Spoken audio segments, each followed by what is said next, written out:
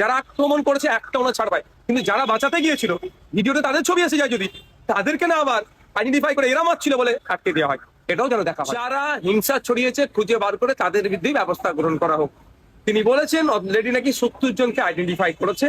তো দর্শক সবাই কেমন আছো?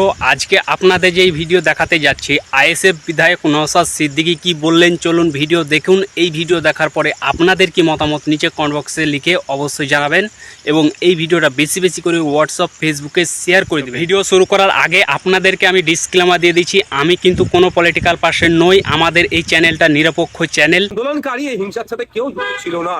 এই আন্দোলনের মধ্যে ঢুকে হিংসা করে এই আন্দোলনের অভিমুখকে অন্যদিকে ঘোরাতে চেয়েছিল। তা আমিও আবেদন করবো রাজ্যের মুখ্যমন্ত্রীর কাছে, যারা হিংসা ছড়িয়েছে খুঁজে বার করে তাদের বিরুদ্ধে ব্যবস্থা গ্রহণ করা হোক। তিনি বলেছেন অলরেডি নাকি 70 জনকে আইডেন্টিফাই করেছে।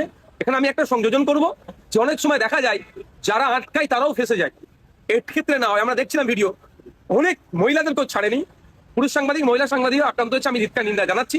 যারা আক্রমণ করেছে একটাও না ছাড় পায়, কিন্তু যারা বাঁচাতে গিয়েছিল ভিডিওতে তাদের ছবি এসে যায়, যদি তাদেরকে না আবার আইডেন্টিফাই করে এরা মারছিল বলে আটকে দেওয়া হয়, এটাও যেন দেখা হয়।